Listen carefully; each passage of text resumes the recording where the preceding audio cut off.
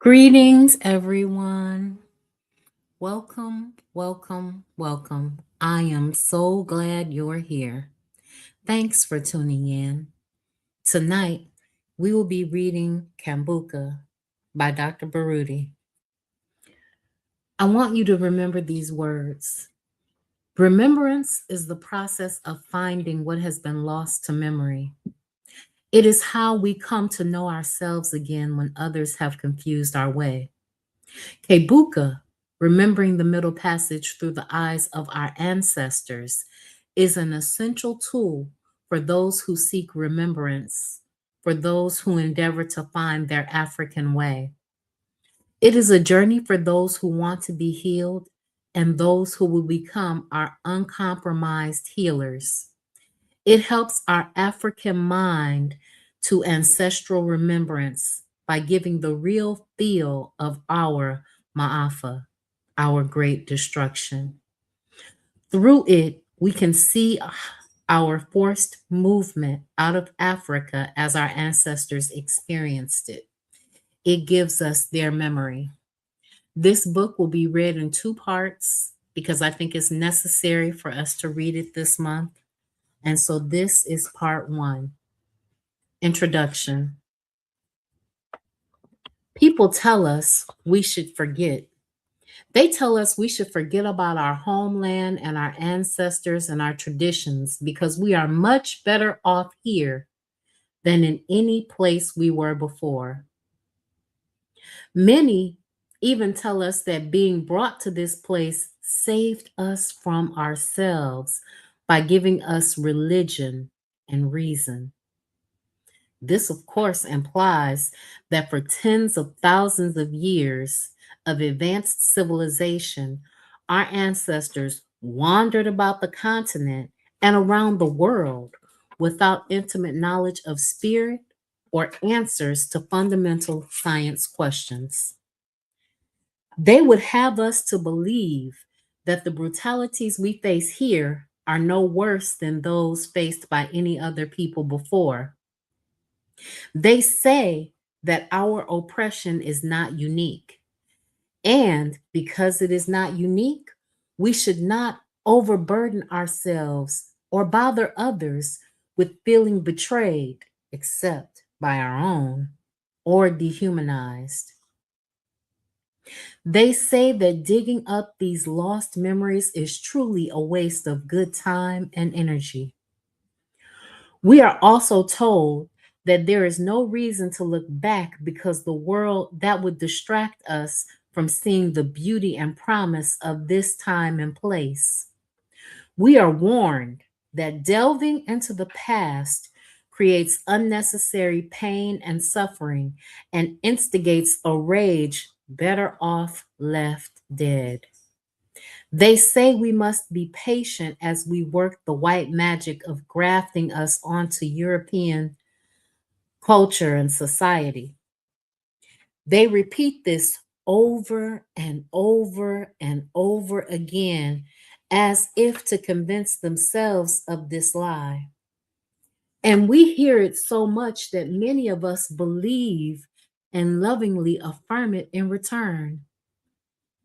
Those Negroes and lost souls among us who agree that the African past is irrelevant act as if the desire to be in the company of our oppressors is as natural as night and day.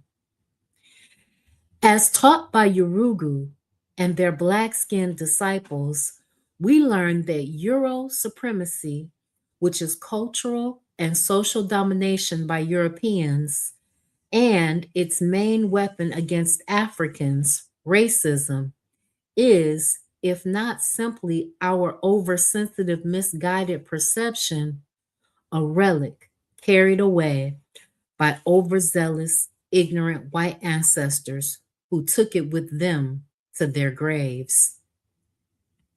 Now as we de-radicalized advocates of colorlessness can finally bury its remnants through sacrificial artifacts of assimilation, amalgamation, and unqualified devotion to whiteness. Greetings, Forecast. I'm so glad you're here. Thanks for tuning in. They tell us that if race cannot be seen, racism does not exist. They give us the delusion inducing obstacle of a one way racial integration into them to distract us from nation building. Yet they still ramble on, telling us that if we want to remove race as our problem, we must remove all memory of an African past. All memory, that is, except for those acceptable black firsts, which make Africans only darker than Europeans, by singularly applauding those individuals who helped make our sub-integration into European society and culture appear more desirable and probable, and or show our humanity solely as a function of European contact. However, none of that really makes any sense because there is no African power in a minority mentality.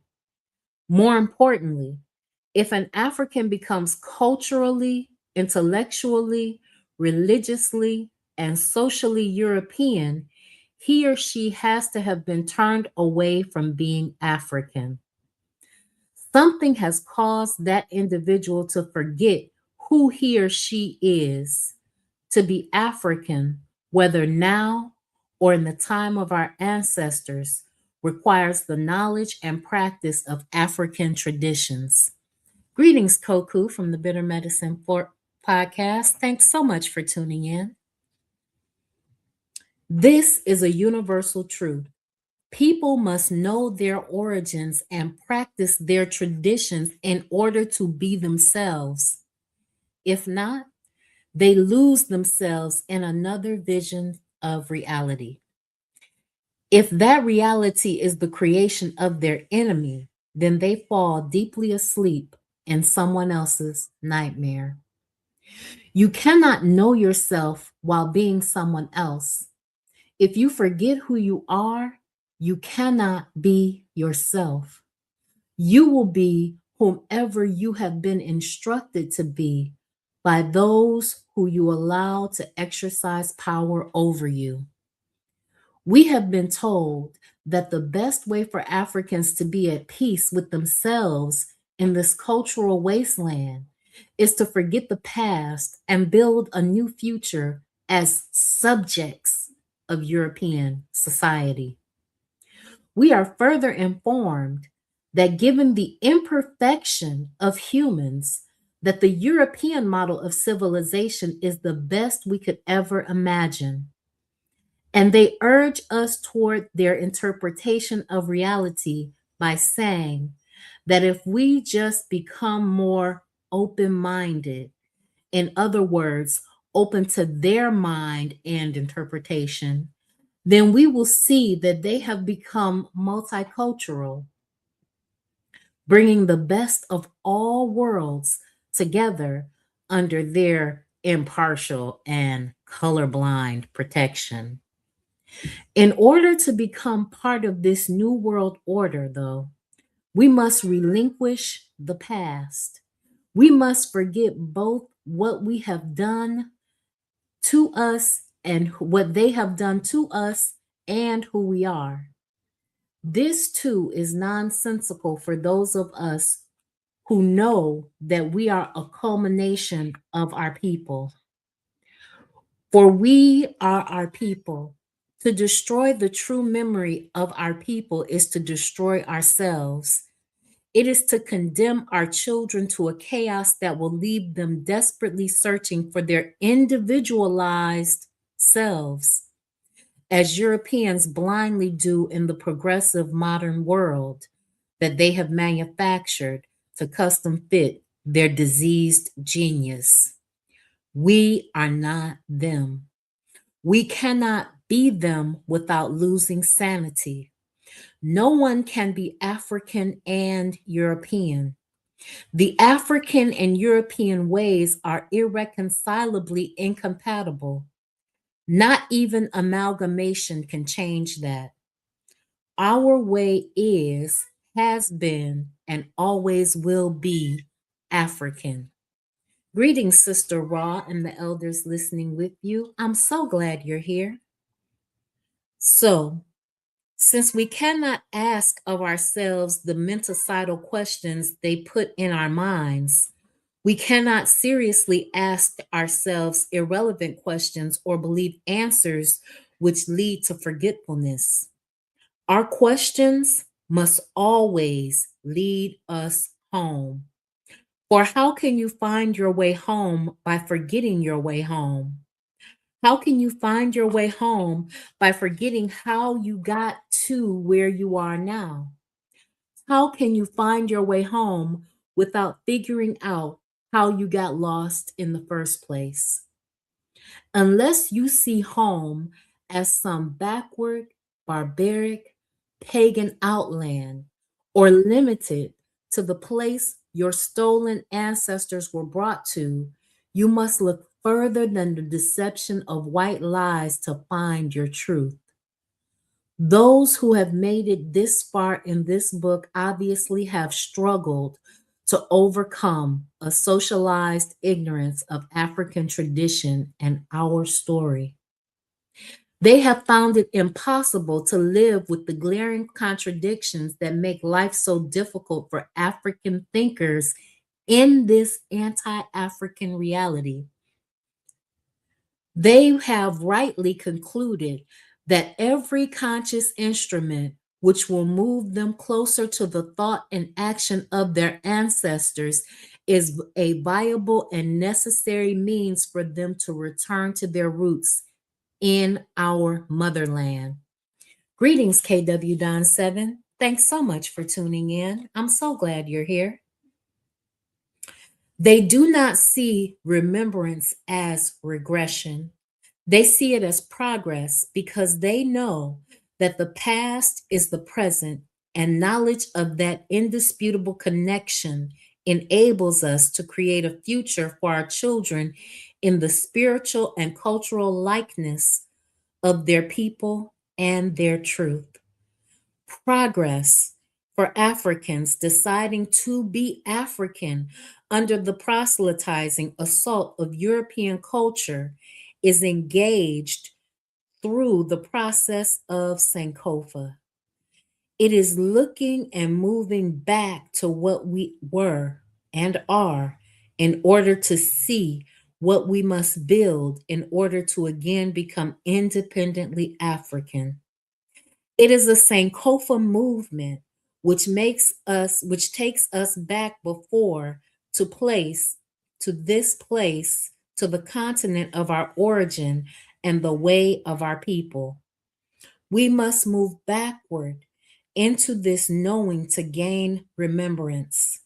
This movement begins as we talk and walk with our ancestors as they cross the tempestuous waters that separate this place from home. That movement is what this book is all about. The title, Kebuka, is a Kikongo word meaning, in simplest terms, remember. It is to say that we must struggle to remember the most deeply hidden intricacies of what we have been made to lose and use that memory to rebuild our future in line with those ancestral traditions.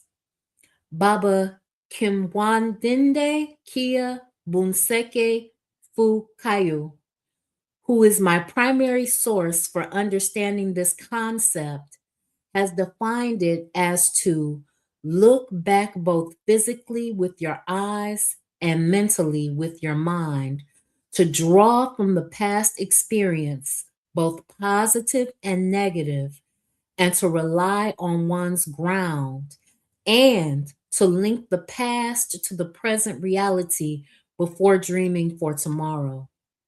He says that Kebuka is both a physical or material and spiritual word. He indicates that Kebuka is the equivalent of Sankofa in Kikongo. He states, however, that Kebuka as a verb is more powerful and more active and has more regenerating power itself than Sankofa. Of course, we know that there is no competition between African languages. All African tongues are rich.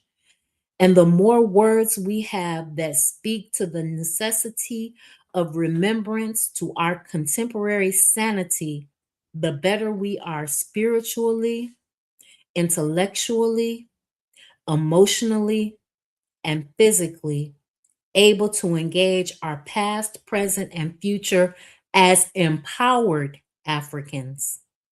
Kebuka is simply a choice in reflecting the need to have an additive African voice in the repertoire we use to speak a Africanized reality to our nation building efforts.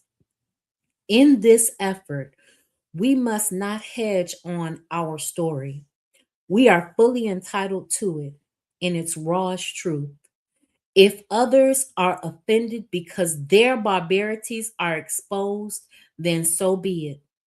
If we feel guilty over their exposure, we should question our concern, not their culpability.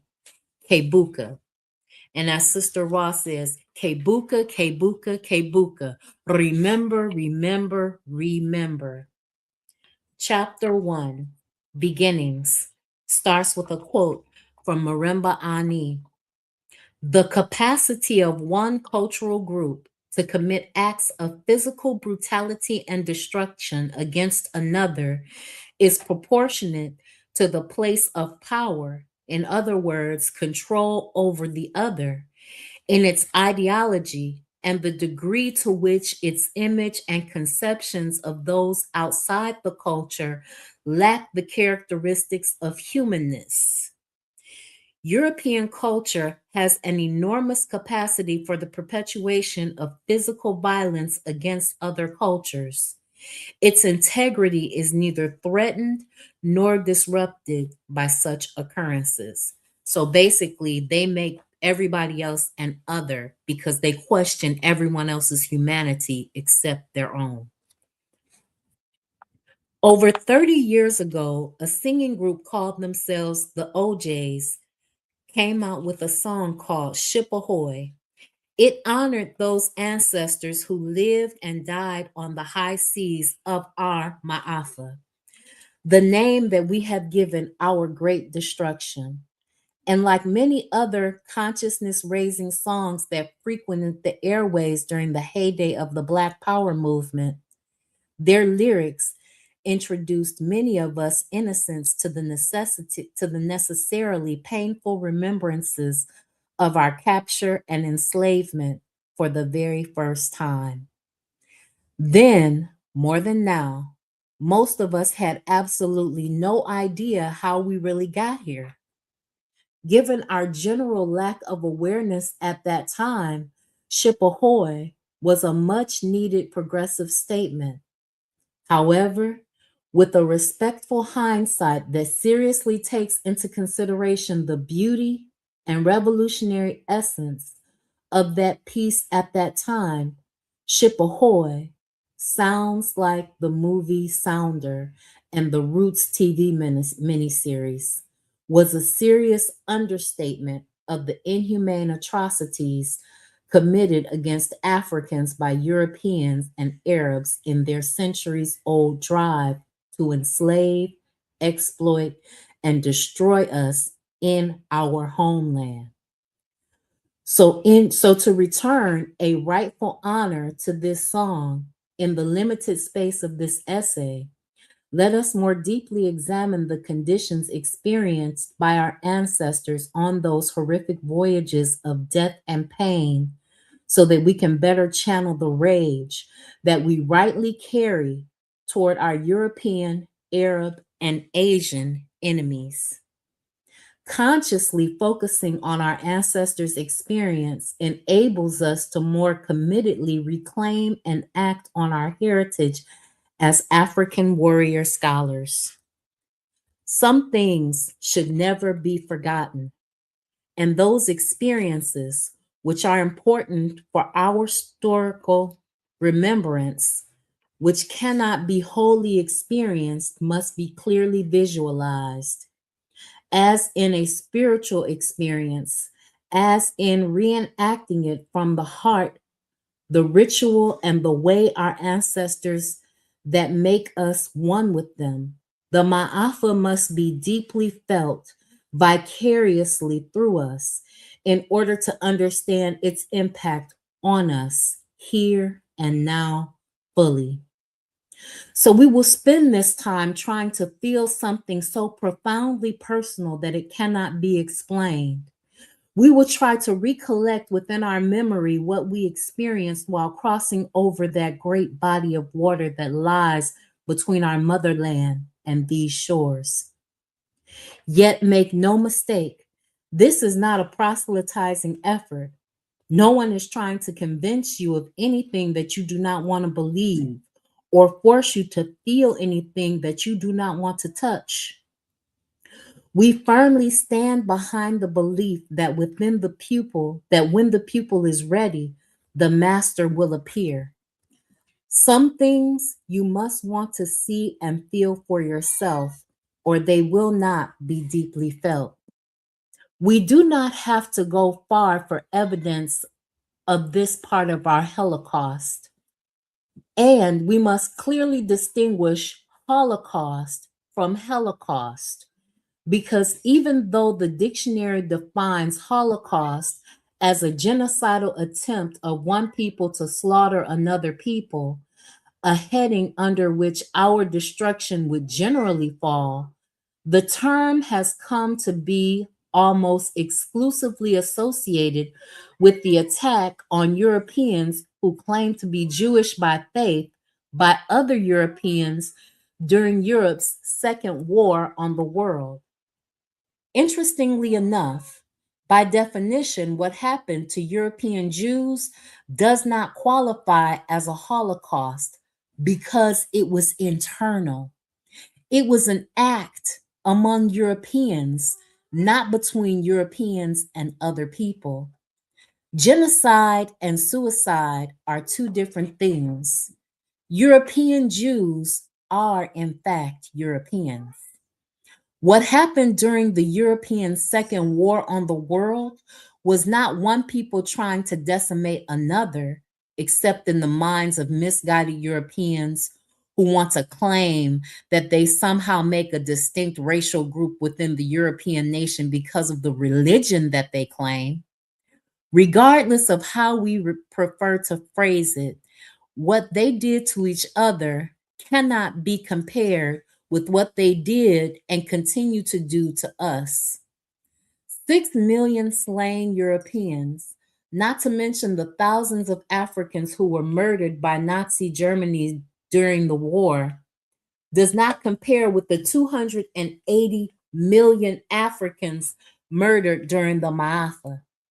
Therefore, we must use the term Holocaust to distinguish in name and magnitude what was done to us by all of them from what was done to a group of them by them.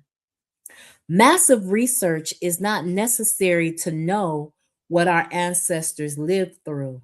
In fact, too much time consumed in study can lead to inaction if one has not approached study as a tool of group empowerment instead of solely for egotistical, individualistic gratification.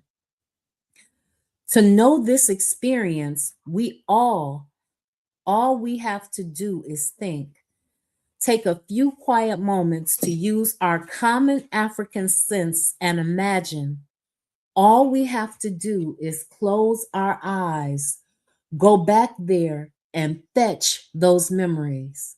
All we have to do is imagine what it would feel like as a deeply spiritual being to be dehumanized through rape, beatings, starvation, physical and psychological torture, dehydration, sensory deprivation, quack, coffles, our trails of blood and tears, in dungeons on filthy, suffocating death ships by brutal, vicious, sadistic, soulless aliens bent on world domination through violent oppression at any cost.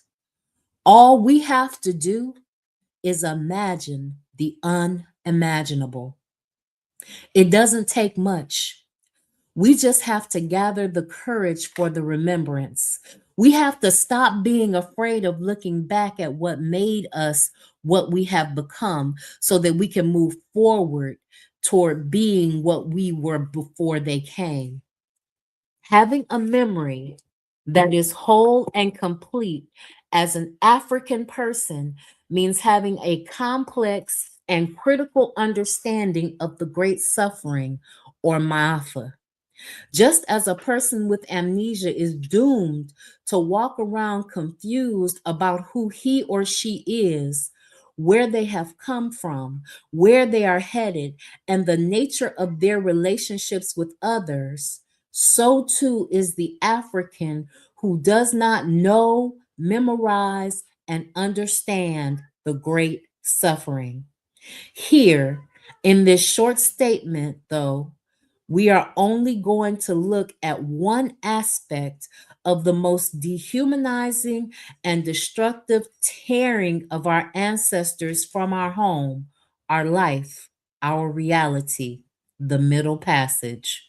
We do this knowing that there was so much more involved in this war against us by so many in this world.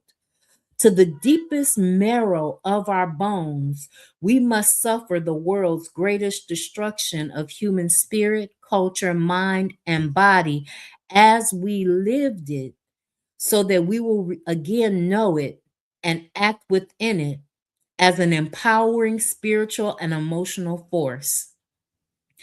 As another of our musical geniuses reminded us, if you don't swim in it, it's not going to come out. For this voyage, our imagination is our most dynamic tool.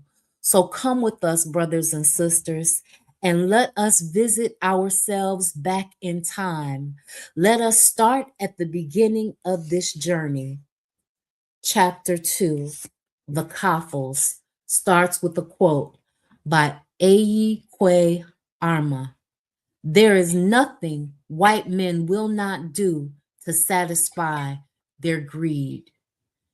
And it says, imagine walking in the coffle lines, dog tired, stunned and chained, roped or otherwise bound to other Africans from other villages, campuses, ambushes, and battles you had been captured in. Visualize walking like this for months on end because 1,000 miles was not an unusual distance for these great death marches. See yourself trudging already gorged animals, leisurely picking and choosing and feeding off the collection of fresh, decomposing bodies and skeletal remains of the one out of every three Africans who had been chained and beaten down this trail of blood and tears before you. Once chained to others, these bodies, whether dead or living, became these once chained to others, these bodies, whether dead or living, but unable to go any further, were loosened from their shackles by key, hammer, or simply by chopping off their hands at the wrist or forehand or forearm to save time. Imagine enduring this agonizing march with little to no rest, little to no food or water, no concern as to if you were sick, injured, or in need of eliminating bodily waste. Imagine being forced to urinate, defecate, or vomit while walking. Ask yourself, where the waist would fall. Rest assured that no coffle line stopped to allow Africans to attend to their personal needs. Imagine the beatings and rapes only beginning to escalate here. Imagine we know that they are not new at this point because they began the moment that we were captured. While we're at it, we know that those who drove us required rest at various points along these trails. So we can also imagine brief overnight resting periods every few days or so. However, we're not dealing with a walk in the park. We're dealing with the brutal marching of Africans into a dehumanizing captivity. Lest we forget, these drivers were a part of the beginning of that dehumanizing captivity. So, through the eyes of our ancestors who formed these coffles, we can follow what they initially thought would be merely a chance to rest uncomfortably and recuperate, turn into a terror beyond our imagination. We watch as African women and girls are randomly unshackled, only to be dragged into the bush, to be beaten into submission and gang raped.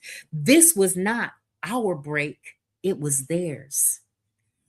What would it feel like to listen to Urugu's laughter as you remain unable to fend off psychic wave after psychic wave of your wife and daughter or sister and mother screaming?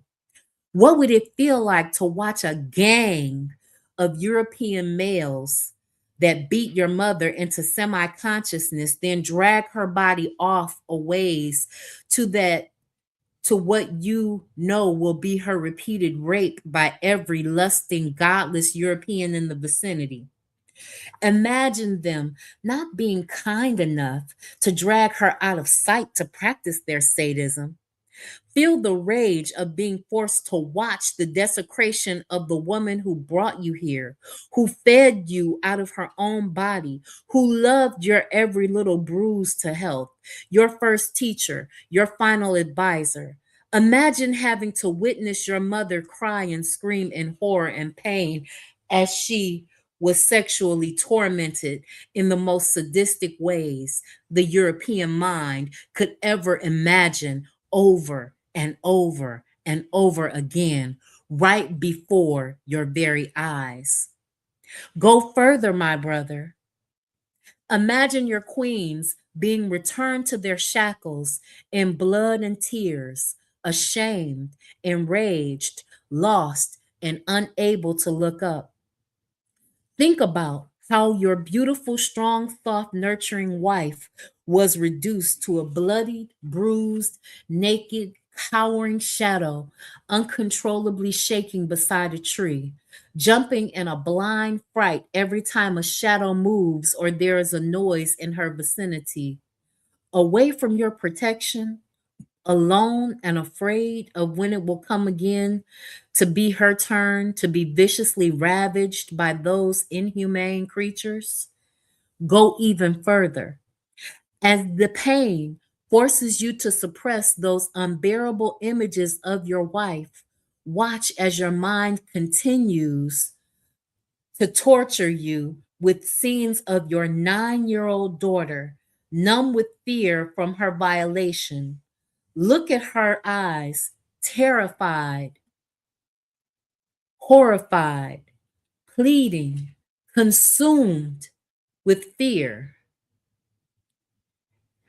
consuming your every waking and sleeping moment.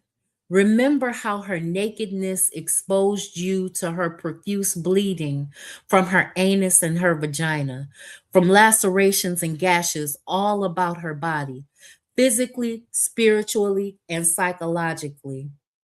Wounded from being raped so many times by so many white men, European men, each time that you knew she would never recover, lying motionlessly, mortified, her life force slowly but surely ebbing away into an abyss of irresolvable chaos. Or instead, knowing that and homosexuality are synonymous, and that this classic perversion is mainly expressed between an adult and a child. So imagine your son barely able to sit, stand, or walk, shaking to the depths of his soul from the shock of having his anus repeatedly ripped apart by the Europeans' most primitive biological weapon. Imagine the depth of your rage. Greetings, Anthony McPhail. Thanks so much for tuning in. I'm so glad you're here. And as the forecast said, anything you can imagine they did to us, and there are things they did to us that we can't even imagine. In search for peace and justice, we can even picture a brother finally breaking free and charging toward the bush, killing some of the drivers in his way, only to be beaten down and to death by others awaiting there. Now, revenge filled sadistic turn at our queens. Now, knowing the historical record of these hateful, pale destroyers, can you imagine the toll taken against our queens in revenge for those we had in our righteous rage slain? Visualize yourself helplessly watching these cruelties over and over and over again. In reality, in your dreams, day after day, night after night, awake and asleep. Would sanity remain? How would you define your manhood? Can you imagine us forgetting this? Yes, Anthony McPhail. This is by Dr. Mwalamu Baruti, and it's called Kebuka. Can you imagine us forgetting this? What protracted state of trauma would it take for people to forget its demonic violation? Be mindful of the penalty for forgetfulness. As you read this, carry it in your thoughts. Keep especially close to your heart the price to be paid when what was once forgotten is remembered but is consciously not acted on. Before we dismiss these scenes from our consciousness because they are too graphic and too traumatizing, we have to give some very deep thought to the fact that rape is the ultimate personal violation.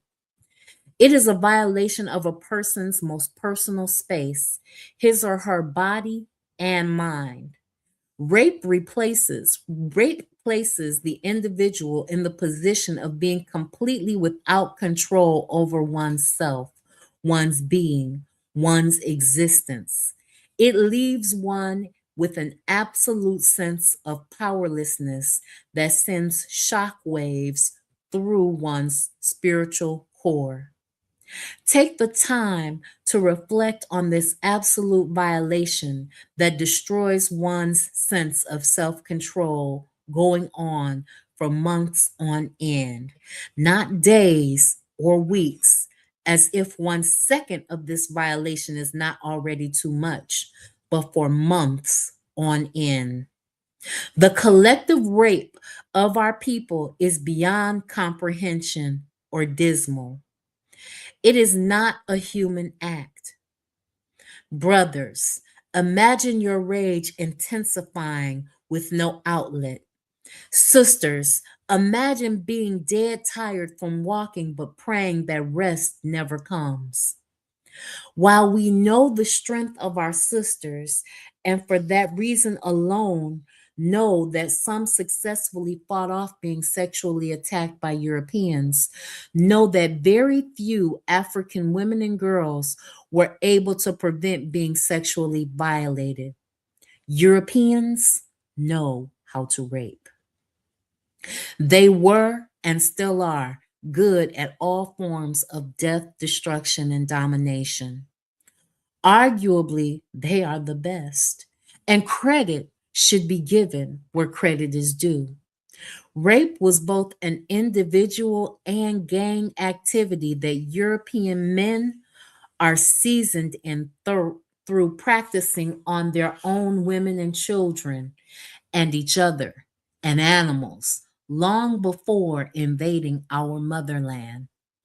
Still, we knew we were at war with these barbarians, and we see our historical evidence of it at all places along these trails where coffle lines of Africans march toward the seashore.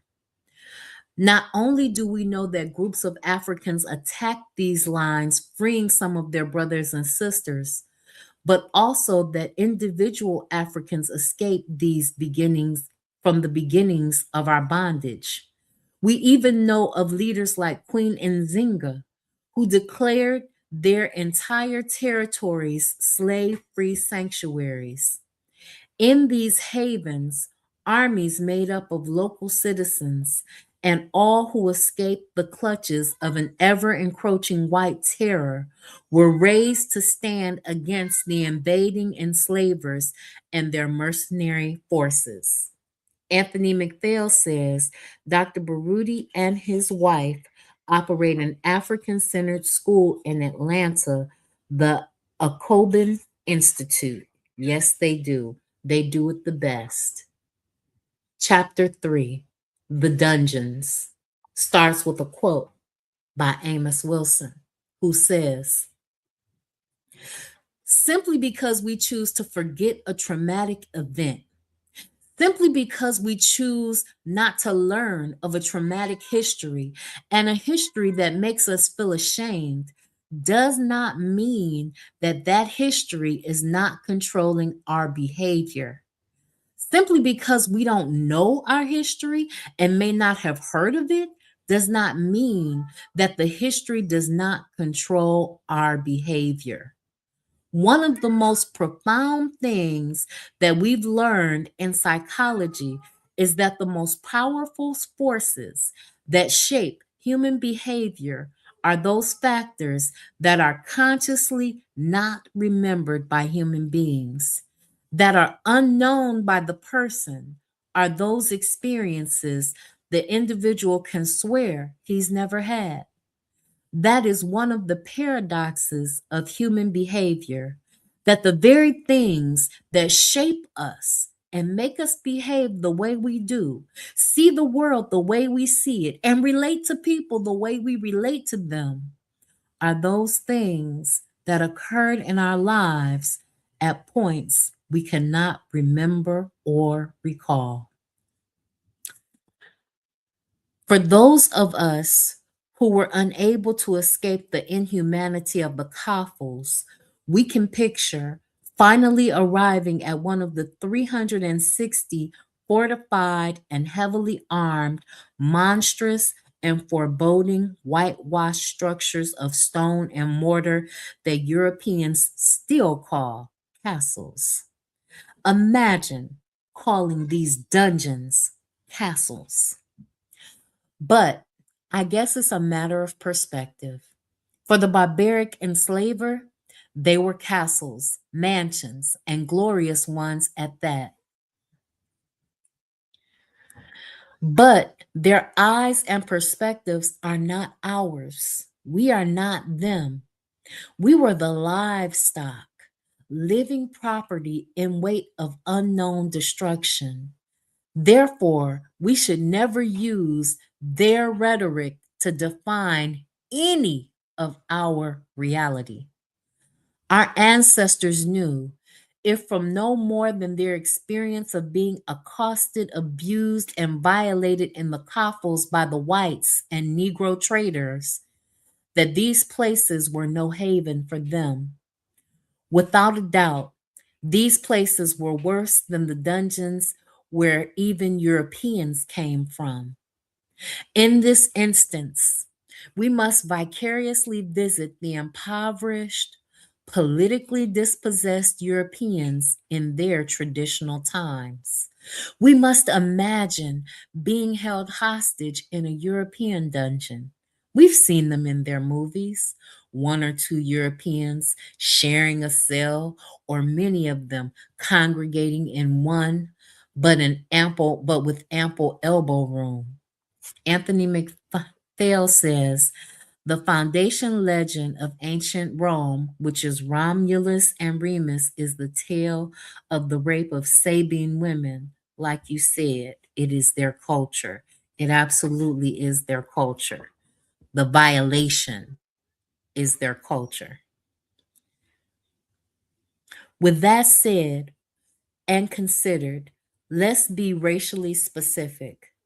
As our warrior scholars tell us, the treatment of Africans by Europeans then and now is immeasurably worse than how Europeans ever treated each other. We are not their family. There was no such reality for our ancestors. Space was not an African luxury in these dungeons. European memories are our fiction. With that truth, imagine our reality. These dungeons were the first place you were branded with a burning white hot iron on your back or other body part, like a European cow or horse. In this place, 8 out of every 10 of you will die a horrible death. In this place, you are packed in concrete cells with little to no room and no hygiene facilities at all. In this place, after both groups have had their heads shaved, the males are separated from the females, and your mothers, sisters, and daughters are systematically raped, which in the European tradition, at minimum, meant extremely painful anal, vaginal, and oral violation day after day after day. Your brothers, fathers, and sons were not exempt from this sexual carnage. Their lot was systematic sodomization. Don't be confused. This was neither accident nor a slight, misguided deviation from a human norm. This violent, unwarranted physical intrusion into the personal space of both female and male African bodies was conscious, malicious, and had far-sighted intent in the European mind. It was intended to break us from our spirit and lead us into their confusion. You know this as you sit as an ancestor, held prisoner in this den of brick and mortar, crafted by the evil you know will remain with you as long as you remain in this house of pain. If not already, it quickly becomes crystal clear as you continue to be fed a diet for the unfit for the lowest of scavengers. You are fed things you consider taboo and repulsive things which you know are not good for your body. And your ration of water is dirty and much less than what humans require for basic survival. Your body rebels. You cannot hide or wash away its rebellion. We were kept in dungeons, cold, hard, wet, diseased, dehumanizing, stone dungeons. We remained imprisoned there sometimes only for a few weeks, but mostly for many months and sometimes even years. But regardless of length, because a second was far too much, we were corralled in horrid spaces, much like the caves our captors were well familiar with. In that respect, whether it was all a part of a master plan or not, containment in these places was part of our first indoctrination into European culture as sub Europeans. We were made to enter their world in the same way that they were made to enter it through caves. Many of our ancestors revolt against their inhumane confinement and the desecration in these places. And those acting with courage but unable to escape these walls are viciously tortured and killed by dull minds, ravenous for domination and others' pain. Most receive the worst possible deaths imaginable as examples to any who might think to follow. They are taken to cells in the bottom of the dungeons where the rising tide water slowly drowns them as it comes in and floods these closed spaces. We remember their valor because through their deaths have only strengthened our revolutionary spirit. We take from their strength. We still follow their warrior footsteps. Like them, we are Africans, determined to be free. In looking back at these holes in the wall, we know why Africans never built jails or prisons or dungeons. From understanding how being forced into such spaces takes away someone's humanity, unnaturally increases their pain, tortures the human mind far beyond the pressure it is designed to withstand, and makes one savor and wallow in hate and barbarism. We know that these were not places for Africans. Inhumane confinement works to destroy the human spirit. It works to take away one's belief in the Creator and in Ma'at. This is why these dispiriting, oppressing, dead places have found such a comfortable home in European society. Europeans have always been fascinated with and have kept an extreme psychopathic focus on sadistic and masochistic punishment. Newer, more effective ways of giving pain have always been sought out by their best and brightest, as well as their most deficient and dullest minds. There is no question that they have bettered all others in this undertaking. Their history is full of technology designed to torture and increase the pain experienced by self and others, as if they can only experience emotional content this way. If it is as if, in their effort to build a larger army, in their war to vie for the Creator's power, they seek to destroy in others the human spirit they themselves do not have, so that they will be equally spiritless. Imagine, after all this, Africans today not going to these hideous places for gaining remembrance, for gaining remembrance. Give me one moment.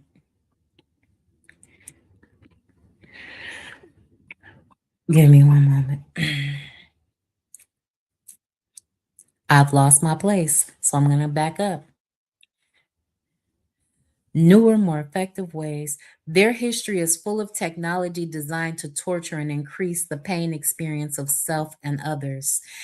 It is as if they can only experience emotional content this way. It is as if, in their effort to build a larger army in their war to vie for the Creator's power, they seek to destroy in others the human spirit they themselves do not have, so that they will be equally spiritless. Imagine, after all this, Africans today not going to these hideous places for gaining remembrance, but running to buy tickets, to travel to them, to get high, get drunk, dance, and celebrate perverted sexual fantasies at the jazz concerts now held in them. It is a deep and forgotten illness that bids us to rush to festivals, peddling forgetfulness, being sponsored by a European dominated media and blindly promoted under their tutelage by crumb snatching Negroes.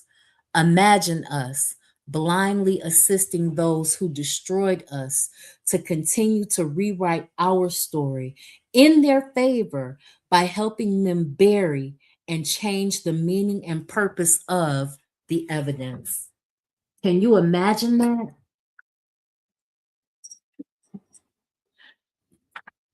Chapter 4, The Slavers, starts with a quote by Askia Torre. The raped Africans in chain soon lost all humanity, became merely chattel as slave ships appeared as buzzards, as a pack of wolves, a plague of locusts off the coast of Africa. The forecast says they don't seek a God. They want to conquer God and colonize space. They want to be God. They want to be the hand of the creator. They're afraid of what's here in the hereafter. Their metaphysics teach them that they're at war with nature. They're at war with God, inherently so. They don't seek harmony. They seek disharmony and disorganization. They seek to be they seek to be in control of everything. And because they seek to be in control of everything, they're in control of nothing. Give me one moment. I know you guys have heard my cat. He is being bad.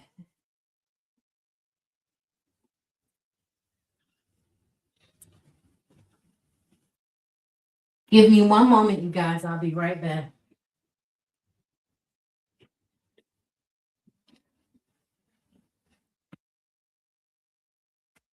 All right. So now we get to the next section. They wanted to recreate those caves that they were in for us. Chapter 4, The Slavers. Now imagine leaving that hell only to enter another in its own unique way.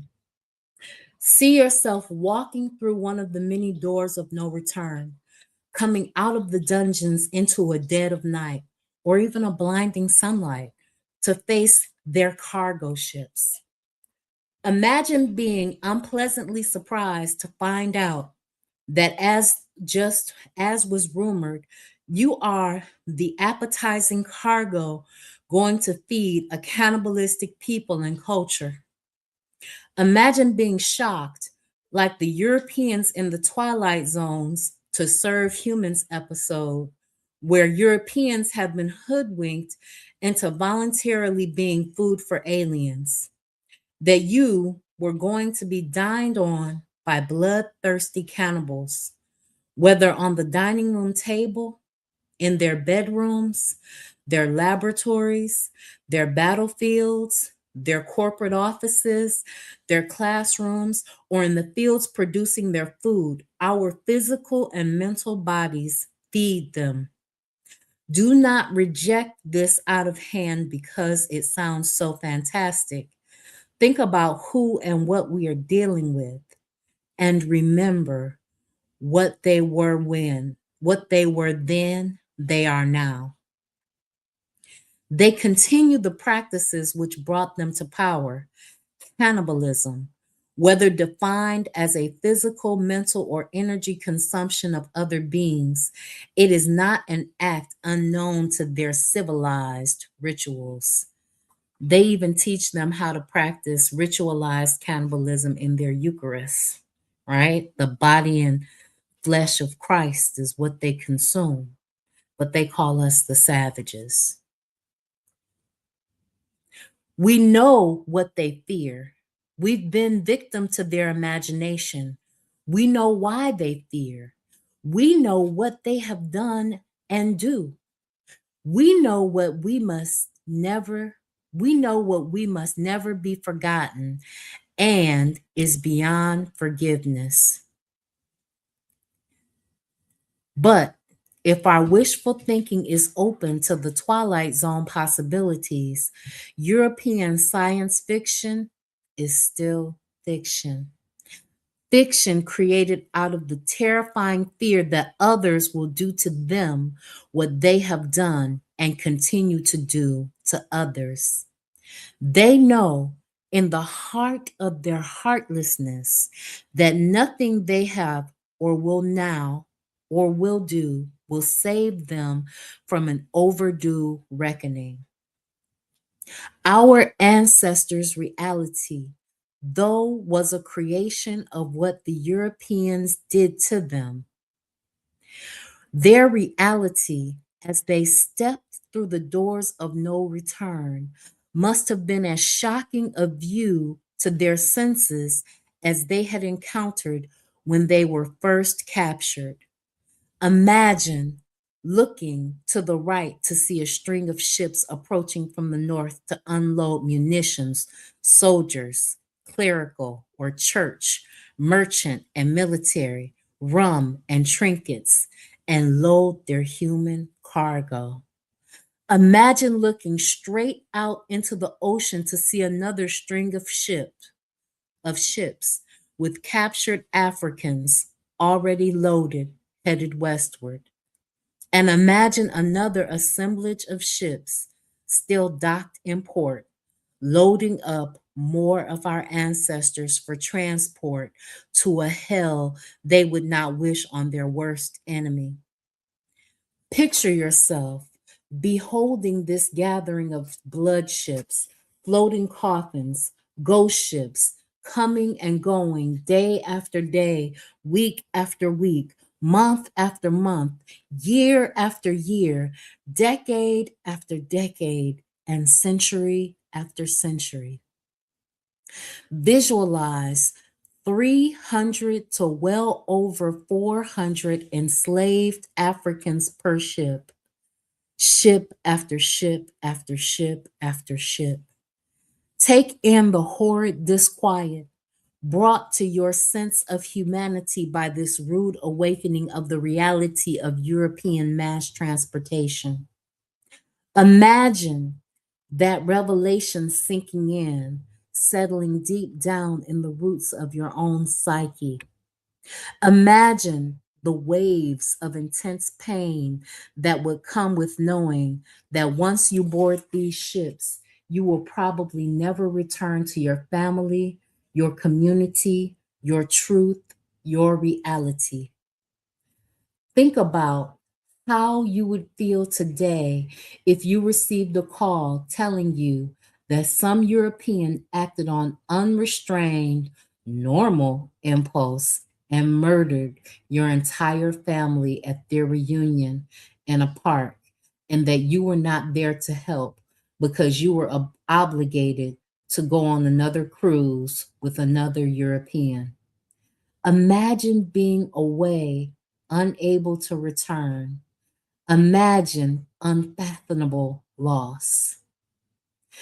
See yourself as you walk across the sand toward your floating destination, pretending to fall down so that you can scoop up a handful of dirt and hide it in your mouth so that you can take your home with you. This is an act that indicates that you understand the seriousness of the situation, for it speaks of your questioning the probability of your ever returning home. Imagine being stripped of what little clothing you may have left. Sisters, as you are made to walk naked across the burning sand to the boats that will carry you to the ships. Imagine the shame of the brothers who cannot protect your precious body from the lusting stares of your enslavers or your feet from the burning hot sand.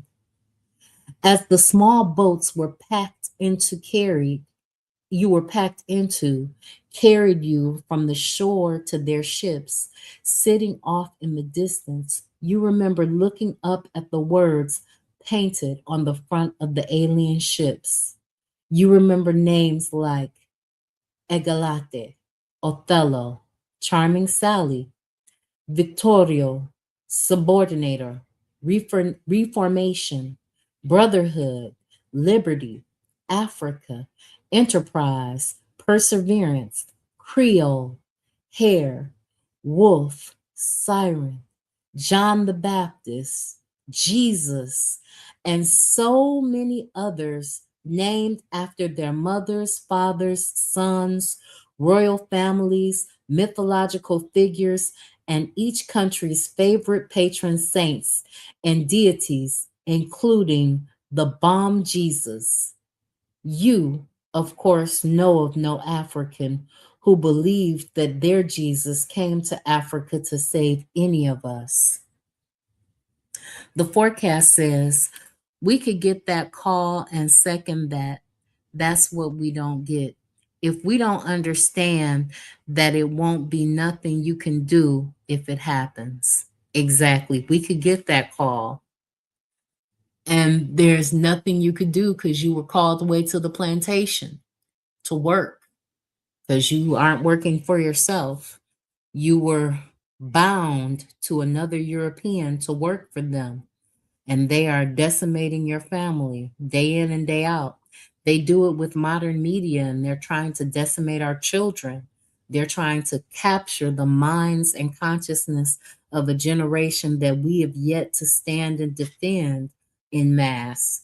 Many of us are defending them in our private homes. Some of us have pulled them out of the public school system, but in mass, we're just turning our babies over to them while we go work for another European. So they're draining the energy, the mind, the consciousness, the soul, the spirit of our people. And intergenerational knowledge transmission and communication is broken because they don't want to hear what we have to say unless we've made it appealing to them. From studying this today, we know just from the flags atop the masts and symbols painted on the sails that almost every European country participated in the removal of Africans from our home. Beyond that, there is ample evidence that every single European country made untold profits from us being stolen from our home and enslaved in the Americas, the whole continent.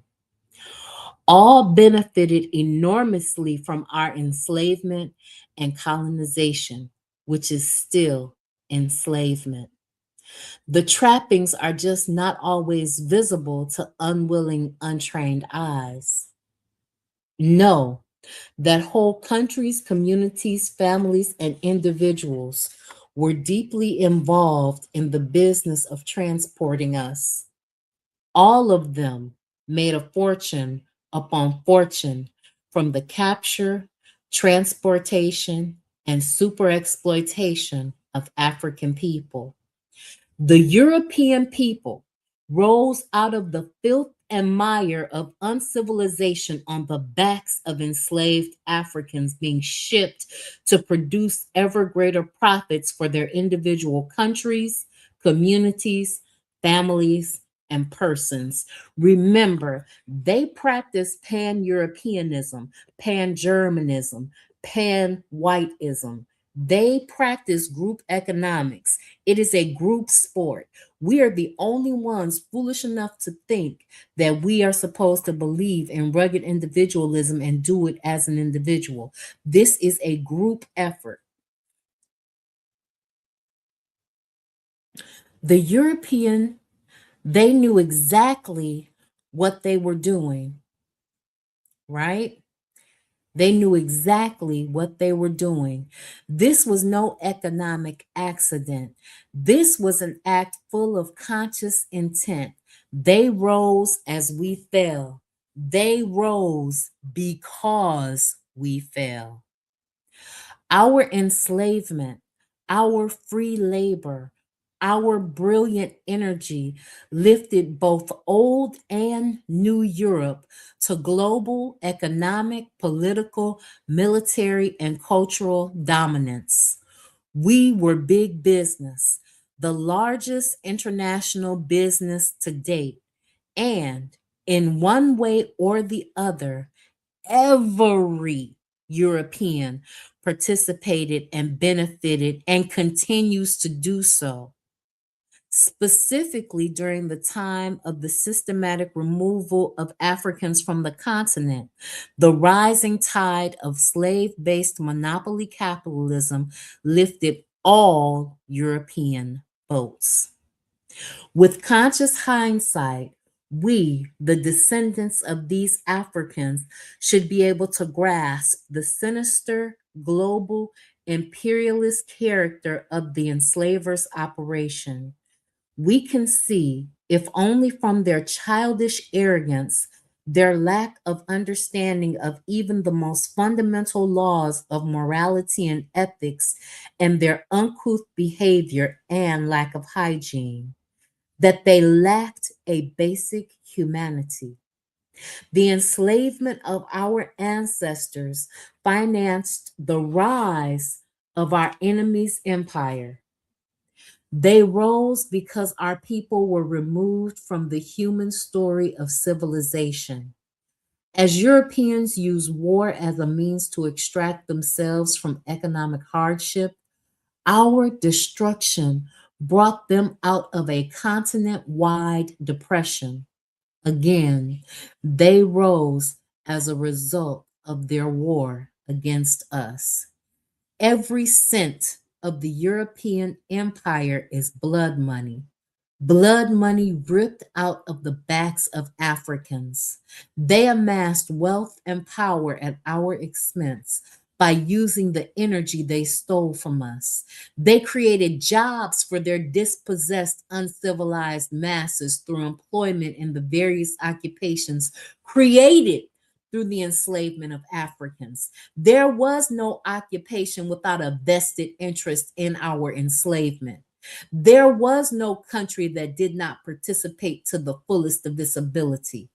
Each benefited according to its power relative to other European countries. None saw Africa as anything more than an exploitable stockpile of resources to steal at will. There are many examples of Europeans who were physically far from Africa benefiting in terms of the jobs created by the products essential to just our capture and enslavement on the continent. In the same way, the Europeans who are physically distant from our neighborhoods today clearly benefit from the addiction of our community to drugs and the resultant incarceration of disproportionate numbers of African males and females in the new slave ships we call prisons. Among so many other things, this workforce manufactured or processed the ships, boats, oars, sails, flags, pulleys, uniforms, lamps, candles, logbooks, quill pens, inks, compasses, telescopes, charts, anchors, cooking and eating utensils, food, guns, bullets, cannons, gunpowder, swords, whips, saddles, knives, chains, hooks, shackles, rope, and all other devices used to capture us, torture us, and keep us from escaping and transport us. That's just the production side of it. That's not even the the service side of it. None of these products, save for the food in some cases, were manufactured in Africa. They were all imported. And these products alone brought huge profits to both European owners and workers, both the haves and the have nots. Moreover, most of these products, like the ships, were made out of many different products from numerous European craftsmen and workers. They did this as a nation: women sewing, men smelting, children assembling and carrying things back and forth. They were one mind intent on gaining global supremacy. Everyone's job was in some way related to our destruction and their ascension. European Jews benefited more than most from our forced dislocation across this Semitic ocean. At that time, they accumulated hundreds of millions of dollars at our expense. In fact, it is estimated that proportionately comparing their numbers as a group with their profit per person, they benefited more than any other European ethnic group from our being dragged across the Kemetic Ocean. And they are the same, if not worse. They are sexual sadists as their brothers are. They are far from the innocence they and their sycophant shadows proclaim. Their descendants still use the profits from those profits to economically exploit us even further. The change has been in form, not content. Some of us could never imagine that. We would not even want to know that the European who claims to be our closest friend were our worst enslavers. Think about how many of us are still falling for their lies versus our own interests. Reflect on them consciously, conspiratorially, feigning ignorance of their building an empire with credit from the stores they planted in our communities, which so many of us welcomed because of the possibility of white friends and white products. Imagine them amassing fortunes beyond their wildest imagination, portraying us as subhuman buffoons, beasts, and breeders in the media that they dominate and control. Then, not understanding our rage after giving us generous crumbs for acting like they wanted us to see ourselves. But let us return to our ancestors who boarded these slavers. Slaver was a common name for these ships which carried cargoes of enslaved Africans across the Kemetic Ocean. Think how Europeans packed 300 or 400 or even more Africans on ships designed only comfortably carrying a crew of 90 or so. The answer is that they crammed Africans in. They packed them as you would only if you had a small suitcase for a year's vacation. You stuff everything in so tight that it is busting at the seams, and you can only shut it with the assistance of someone sitting or standing on it, and you are not concerned with how wrinkled your clothes get in the process. You'll sort them all out and iron them upon arrival. Anthony McPhail says they created many industries and jobs around the trafficking of African people across the Atlantic Ocean. Yes, and Baba Baruti calls it the Kemetic Ocean.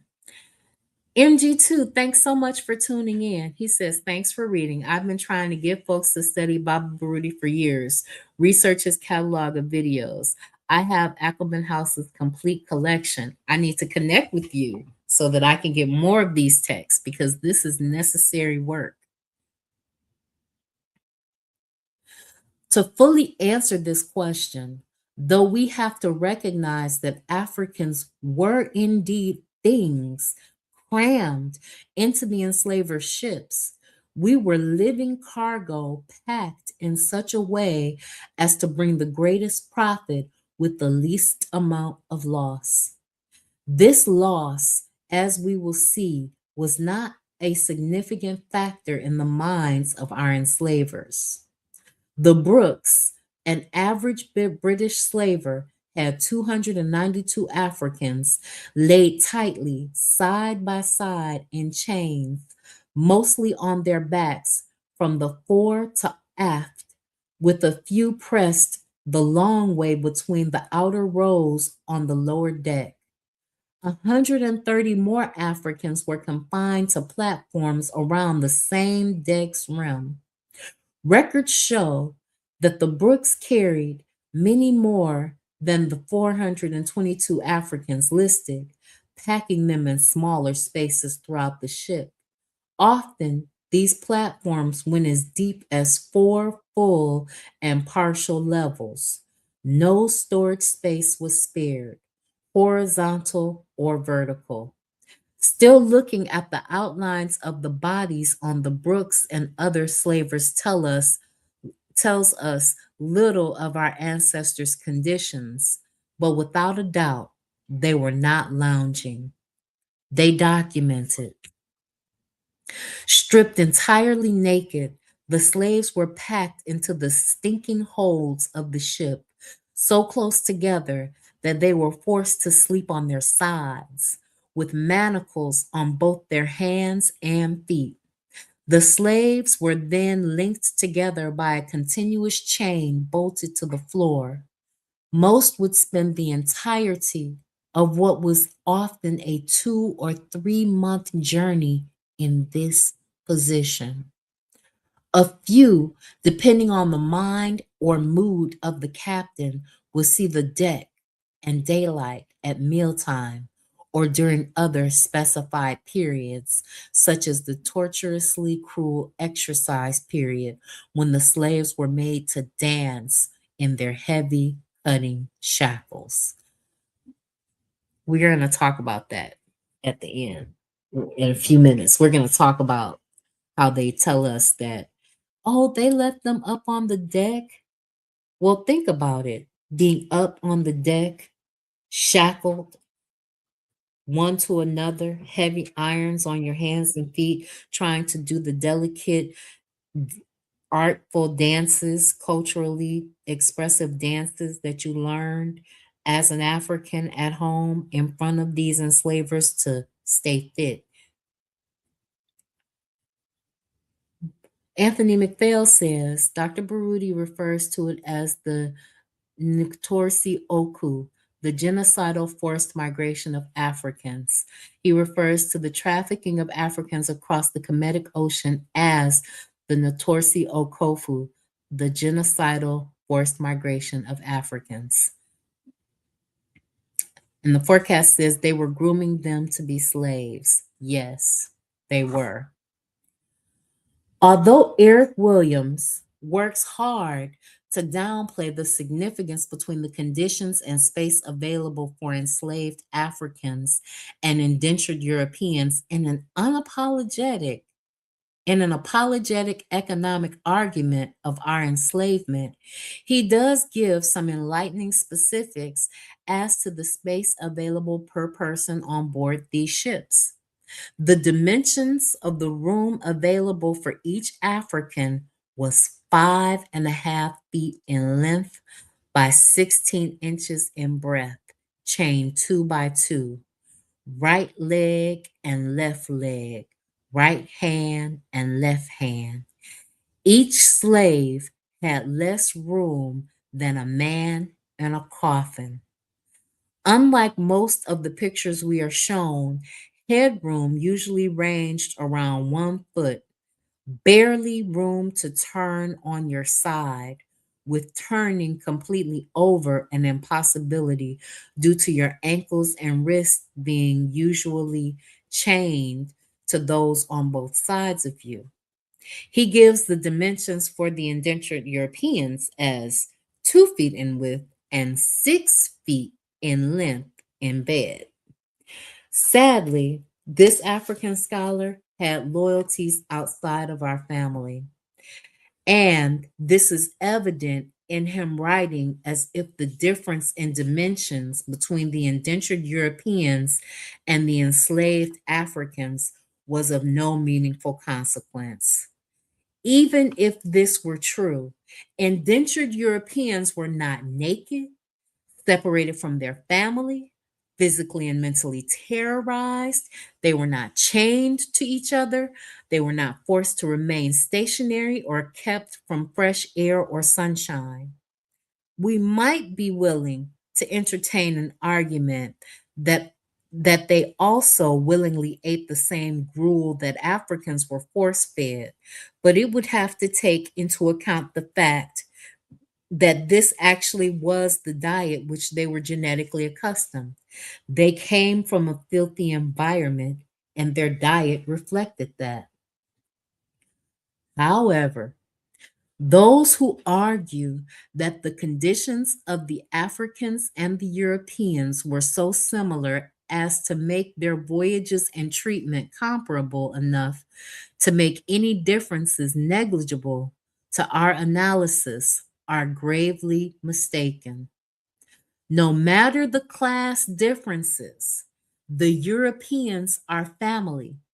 Africans are not a part of that family.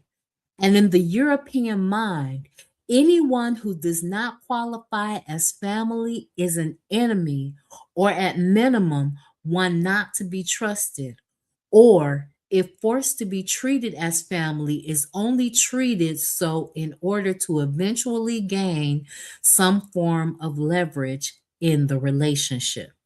There are several people that need to hear that. There are several people who need to hear that. That again, they are not family and they are only treated as family to gain some form of leverage in the relationship. The Europeans who kidnapped other Europeans off their streets and released other Europeans from their prisons in order to extend their empire into other hemispheres might have seen them as their social inferiors, but they did not see them as their racial inferiors. However, they saw Africans as their inferiors in every aspect, in every respect. Moreover, it is evident that those who were drafted or who begged their way into indentured servitude did not see the captain and crew of the ships that transported them to New Europe as their enemy because they did not rebel against them. And we know without a shadow of a doubt that Europeans will rebel if they feel they're being held against their will by anyone they recognize as their enemy and or an unjust oppressor. Historically, we see that they will do this even and especially when those who oppress them are their own. If they had seen the captain and crew of those ships as such, there is no question that they would have rebelled as we did, but they did not. Given our ancestors' lack of choice and space, most of us would agree that they would have preferred the additional 6 inches in length and 8 inches in width that apologists like Williams argue are irrelevant. Most intelligent individuals are able to grasp the importance of space for physical and mental well being, especially any additional room as the allocated space grows smaller and smaller. At such incredibly small sizes, every fraction of an inch helps. All one need to do is to build two boxes with lids having these dimensions and lay in each for a few hours and then objectively decide which he or she would prefer. However, most of us still have little idea of how most Africans were really packed for these voyages. To say packed like sardines because it is commonly used to describe unlike situations is a gross understatement. While most of the diagrams we see of how Africans were positioned on the slavers show us lying down on our backs side by side, this was not the norm. We have only come to think of it so because this is what we commonly see on most posters, clothes, and in books and in other publications. This is not to negate the great importance of the diagrams we have uncovered and made public in our community. It is only to say that they are only a starting point for revealing the whole, more devastating truth about our treatment at the hands of Europeans. MG2 says Baba Baruti used to present Kebuka with his classes, definitely impacting the children he teaches. Absolutely. The forecast says the Irish can tell you they Irish. We can't tell you where we're from. Plus white on white crime. Exactly. This was white on white crime. Europeans came to make slaves, not friends. Absolutely. And we have to reconcile within our minds that these people have never been and never will be our friends, that they do not want to hold hands with us. They see us as the other, as an enemy, or as an ally to be used, a tool to be used, not even as an equitable or equal ally, but as a tool to be used and manipulated for their benefit.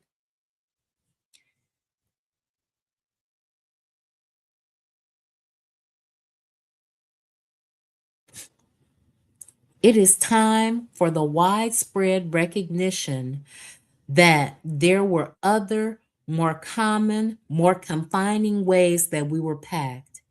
In one of these actual normal configurations of us packed on slavers, in addition to two bunk bed style outer rows of Africans lying down chained against each other on the ship's edges, a double layering that together stood no taller than the Africans forced into sitting positions. Multiple rows of 4 or 5 Africans were squeezed between these outer rows. Forced into these cramped positions, these brothers sat stomach to back, each facing the back, each facing the back or face of another brother. If there were 5 sitting in a row, 3 were stomach to back with the front one facing 2 others positioned in the same way. And remember, they defecated, urined, vomited, had babies. They expressed all human bodily functions on each other while packed this way. That's why it was so important for them to go to those places where they clean the slaves up first. That's why that was so important. Women bled with no menstruation, with no protection, no pads, nothing. You weren't able to clean yourself up or anything while you were on that voyage, except for potentially coming up to the deck to shake around and dance for them. Think about it. It was like folded chairs placed together for storage. Knees were bent, ankles extended around the brother in front of you. There were only a few inches between one brother's stomach and another brother's back. This technique allowed enslavers to pack Africans even more tightly. With it, 5 Africans could fill the space formerly held by 1 or 2 prone Africans. Think about what it would do to you to have to sit up all day, all night, at the very minimum for 45 days, hands laying on or about your bent, dead knees, sandwiched between 2 other Africans in the same position. Imagine what that would do to your hips, your feet, your spinal column, your nervous system, your internal organs, your circulation, your bones, your muscles, and yes, even your mind. In fact, to make it more effective, to make a more effective remembrance, make it practical, make emotional, spiritual contact with your ancestors. Sit by yourself like this on a hard surface for 6 to 8 hours. Take it a step further. Be brave. Try it for 12 or 24 hours. Feel a tiny fraction of the pain and discomfort your ancestors felt, and then try pretending you don't understand. While performing this experiment, imagine being urinated on from behind or urinating on another brother in front of you. How long would it take for you to stop caring? How long would it take for you to stop using your hands, the same hands you use to eat with, to redirect the flow of urine from your penis toward the floor, splattering back onto you instead of onto your brother? Worse still, give it a moment's contemplation. Give it a moment's contemplation. Think of an ill or lifeless brother falling backward into your lap. How long would it take you sympathetically? How long would you sympathetically hold him in your already extreme discomfort? Now that we have walked through the already unspeakable experience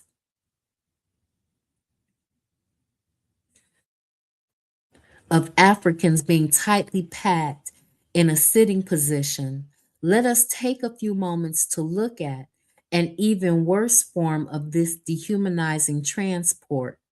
It was called packing in the spoon position. In it, African men were literally folded into each other. On these tightest of the tightly packed slavers, African men were forced to lie on their sides, so close up against one another, each other, that they could barely move. Here, lying on your side, you always faced the front of the feet of your brothers crammed up against you, and he faced yours. As we can see from the drawing at this chapter's beginning, your thighs were pressed up against his, with his knees in your stomach and your knees in his.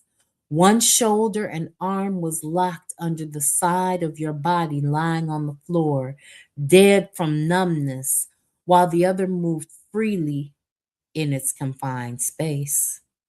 Someone else's feet were pushed up against the back of your head, while either your buttocks were pushed into the back of his knees or vice versa, or your buttocks were veritably fastened to the middle of the back of his thigh, while his buttocks were seemingly glued to the middle of the back of yours.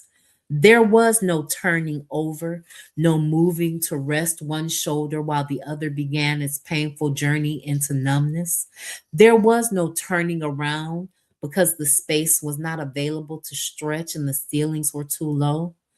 Feet in face, arm twisted and locked down, chains and metal cuffs shackling the wrists and ankles of one brother to another, pores clogged under conditions of intense heat, with no space for sweat to flow freely, no air to enter because the skin was pressed so tightly against skin. Urine, feces, and other bodily waste poured onto each other and squeezed out between whatever pathways they created between the pressed skin. This was our ancestors' state for months. They were confined in this spoon position in these wretched places.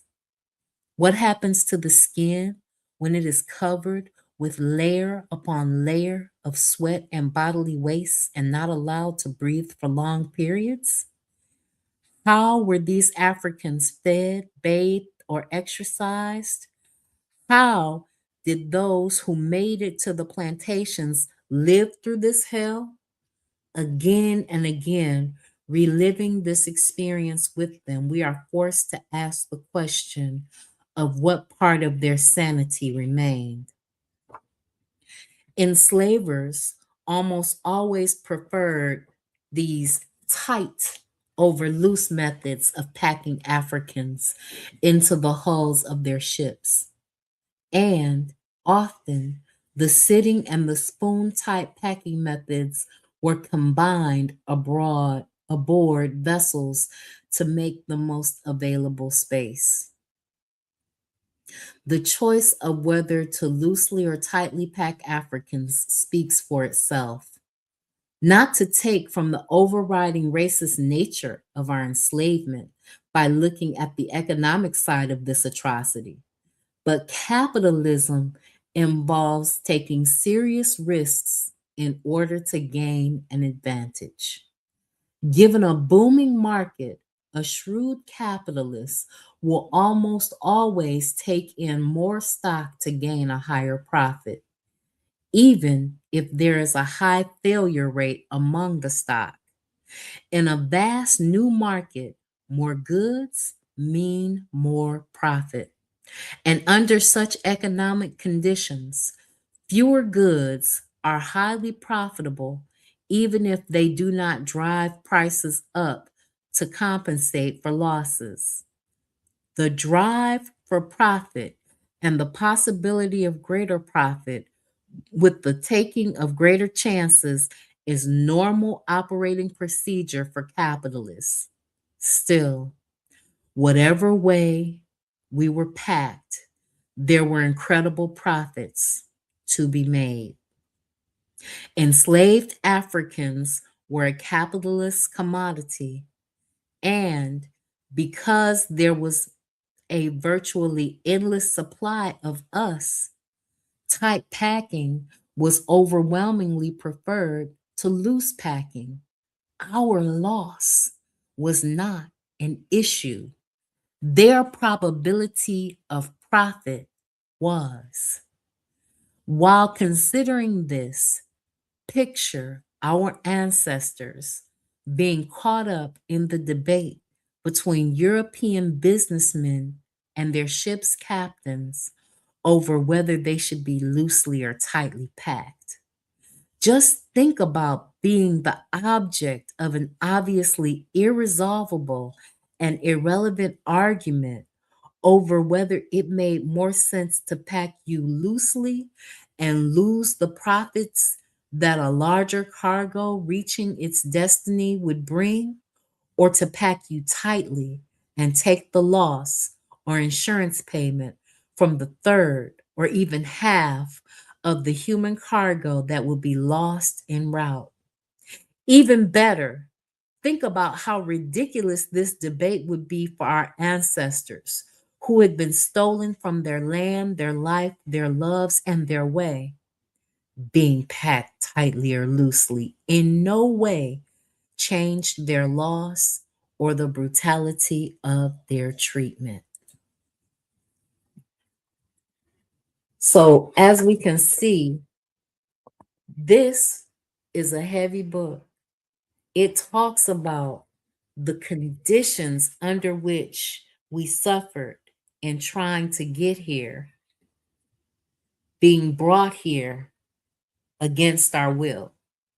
It talks about the fact that we need to sit with this pain and remember the Ma'afa. We need to consider the different experiences that our enslaved ancestors had. They thought that they were literally going to be cannibalized and eaten because that was one of the stories that they were told. But they were cannibalized for their labor, for their energy, for their brilliance, for their creativity, for the cultural product that has been our export to this very day. MG2 says there's a live presentation on Baba Barudi's YouTube channel. I can't copy it, but I'm going to show it. Mwalamu Barudi YouTube channel. These people are not our friends. I'm going to stop reading there for today. I'm going to pick up on page 37 because it's not a long book. We'll be finished with this book on Thursday. I wanted to make sure. Greetings, MG2. How are you this evening? Always good. Oh, I have to thank you so much for this reading.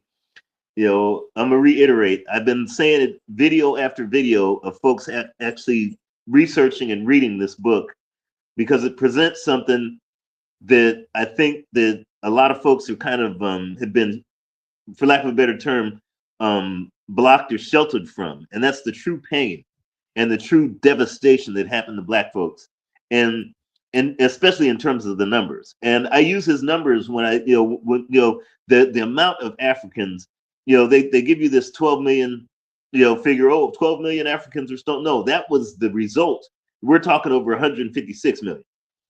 And that's it took. In other words, close to 95% of us had died, and that was just to the United Snakes alone. The Middle Passage, what they call the Middle Passage alone. So it kind of tells you the magnitude of what we've, of what we've endured as African people. And I think a lot of us were basically a lot of folks just don't know. You know, I mean, when you're talking that millions, hundreds of millions of people, you're talking entire countries. Okay, Yeah. you're talking, over like it's like basically over a third of the United States. Okay, that's like as if you cut everything from Colorado and Utah off and drove it into the sea. That's like a third of, and a lot of folks don't realize the magnitude of the African, the Maafa, for lack of a better term. And this book, every year he's done a presentation. I've always watched it, and if you get a chance, try to get him on Facebook because we message off and on from time to time, and he is without a doubt the premier scholar right now for African people. A lot of folks overlook that because there's too much, internet and all this stuff. But if you want real true scholarship and something that makes you want to do things, and it's not just okay, I'm listening to that, I feel good, it made me feel a certain way. It should put folks into action, and that's what I really appreciate about Baba Baruti.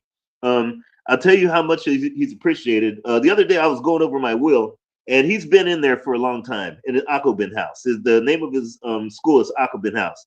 Um, the project that I've been working on is enough to support basically a small town in terms of once it's realized. My sister knows all of that. In terms of once it's realized, it could actually pay the salaries for a small town. He gets a lion's share of that, and I've never talked to him face to face, but just because of his works, he gets a very good, substantial. I just call it, justice from what happens within my will. And I was going over that like last week, to reorder some things and get my sister. So in other words, if something happens to me, Aquabin House will be an institution that will rival Ford Foundation, and that's how important. And Malamuke Baruti, Aquabin House, and Ya Baruti, who is his wife, that's how important what they've done for Black folks that you won't get on internet or anything else. But I just wanted to kind of put that out there. That sister mentioned, thank you so much for this. And I'll go ahead and listen offline. I appreciate you for coming up, and I appreciate just you sharing and remember bringing this book back to my remembrance so that I could share it with all of us here today. We have to remember the pain. We have to remember the things that we have experienced as a people. Once we have a fixed point in our collective history, then we are able to move forward with strategic steps. This division is not going to serve us. Our division only serves the people that have oppressed us for generations. Our division in saying that we're separatists from other Black people only serves to strengthen their hand against us. We have to get to the point where we remember that they accosted our men and our women. They took the personhood away from us. They took the individual nature of us as a people away from us. They shattered and decimated us as a community.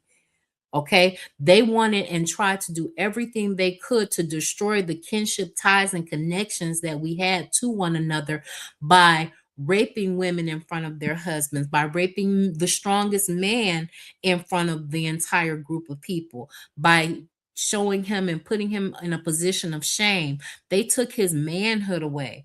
And as Neely Fuller has said, A black man can be a black male can be anything but a man in a white hegemonic society.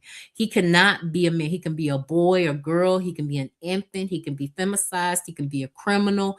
He could be anything except a man in this society. And they continue to try to drill that ideology into our heads.